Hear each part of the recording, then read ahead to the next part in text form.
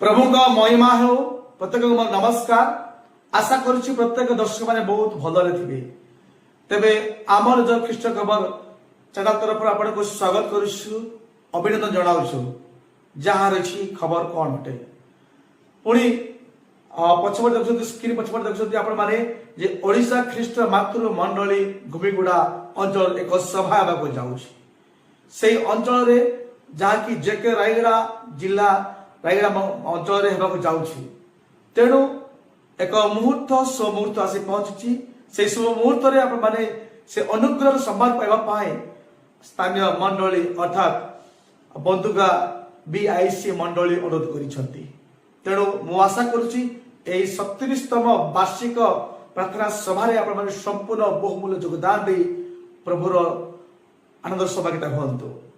केबे हेबो प्रभु लोक माने एई चलित मास जहाँ कि 11/3/2026 तारिख ठारू पुणी 12/3/2026 तारिख पर्यंत यह अनुष्ठित हेबो।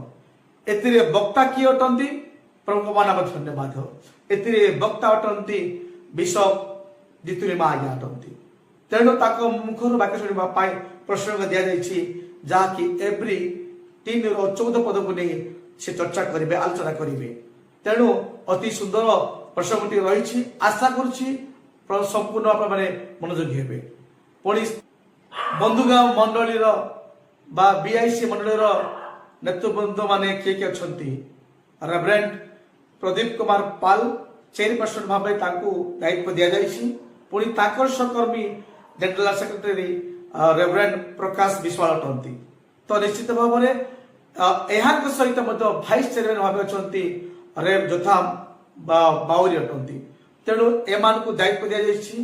पुणी स्थानीय मंडल पालक किए अटंती स्थानीय मंडली अर्थात बंधुगा बीआईसी मंडल पालक आचार्य जुनस लोहरा से भी पालक कार्य अच्छा। 4 गोटी राष्ट्र द्वारा उक्त 2 दिनिया सभा अर्थात प्रार्थना सभा आवाक जाउछि, वार्षिक सभा आवाक जाउछि। एतिरे अवश्य योगदान दे पुणी प्रभु को महिमा निमंते बढ़ंतु मध्य आशा करुछि। स्थानीय मंडली भी से माने एक नेहुनार भिडियोटी आम से करछंती। आसंत कोन कंति सुने पाइ जिबा।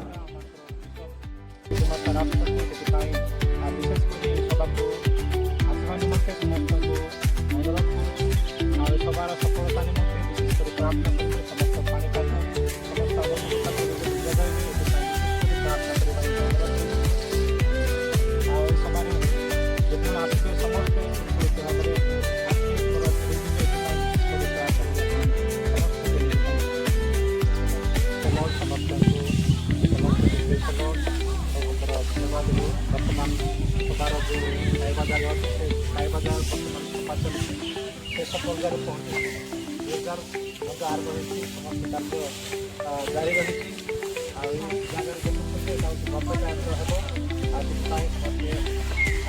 सबार सफल निमंत प्रार्थना करें। आनंद सहित खुशी से काम कर सबार उत्साह सहित समस्त प्रेम काम कर जगह हूँ बर्तमान गपे टाइप हे सुंदर जगह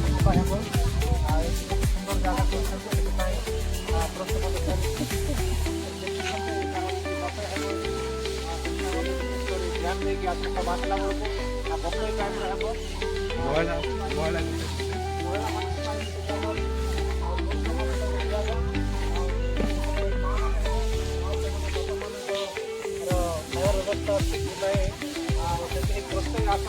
असुविधा ना खाइबार आयोजन कर समस्त कार्य चलती शेष समाप्त कर शेष जो होगा जाऊँ समस्त कार्य समस्त को अनुरोध करूँ आसतु प्रभु वाक्य शुणु पुणी आशीर्वाद नहीं जातु। यहाँ आम बीआईसी बंधुगा मंडल तरफ